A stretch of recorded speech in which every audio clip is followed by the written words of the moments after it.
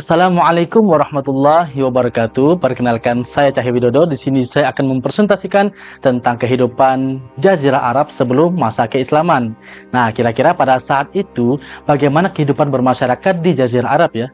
Dan apakah mereka sudah mengenal Tuhan atau bahkan mereka justru hidup dalam kegelapan?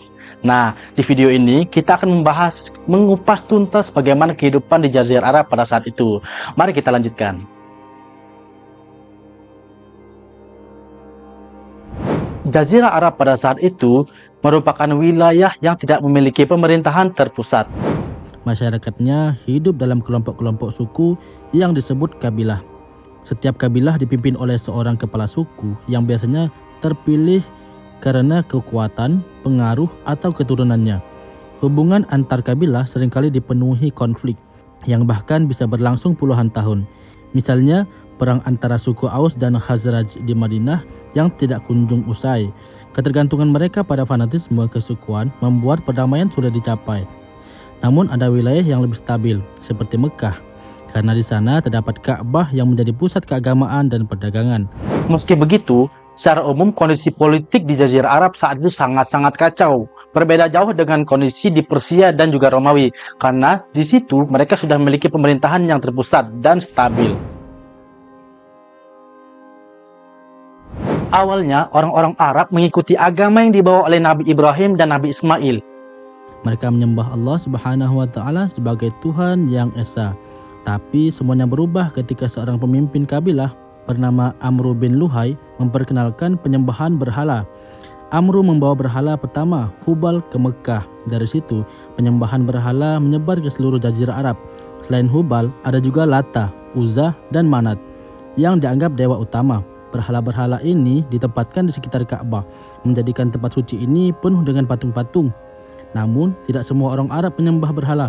Ada segelintir yang disebut Hanif, yaitu mereka yang tetap berpegang teguh pada tauhid Nabi Ibrahim alaihissalam. Dan salah satu tokoh yang terkenal pada golongan ini adalah Zaid bin Amr bin Nufail. Beliau adalah salah satu orang yang tegas menolak tentang penyembahan terhadap berhala. Kehidupan sosial pada zaman itu amat sangat timpang, dan kaum perempuan pada zaman itu sangat-sangat dirugikan. Mereka dianggap rendah, bahkan banyak bayi perempuan yang dikubur hidup-hidup karena dianggap sebagai aib.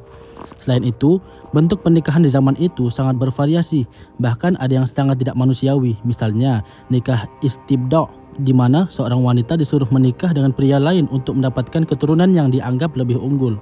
Namun, bukan berarti semua sisi kehidupan mereka buruk. Ada nilai-nilai luhur yang dipegang erat seperti keberanian, kemurahan hati, dan kesetiaan terhadap janji. Tradisi al-muru'ah atau kehormatan adalah fondasi penting dalam kehidupan berbudaya mereka. Secara ekonomi, wilayah Jazirah Arab amat sangat bergantung pada perdagangan, peternakan, dan juga pertanian.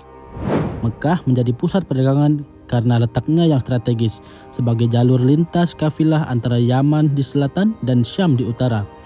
Pasar Ukaz adalah salah satu pasar yang paling terkenal di masa itu. Selain tempat jual beli, pasar ini juga menjadi arena untuk menunjukkan seni, seperti puisi dan pidato.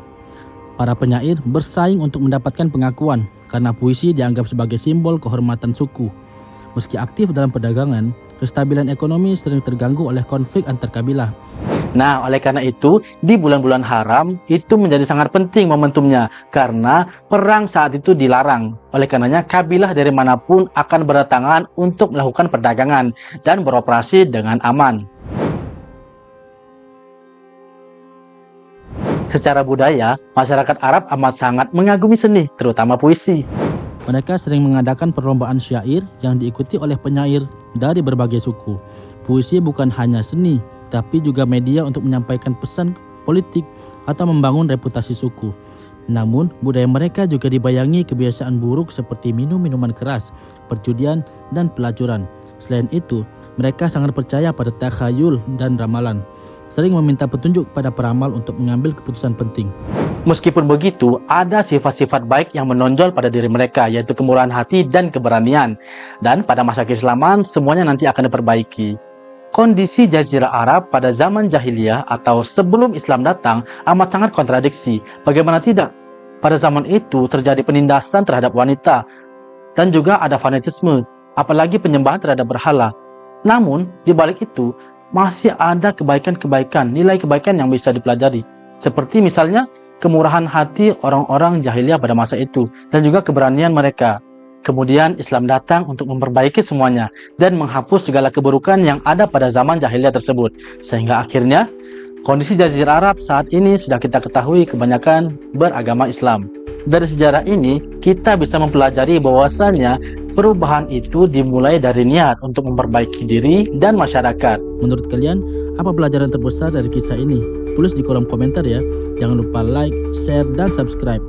Sampai jumpa di video berikutnya.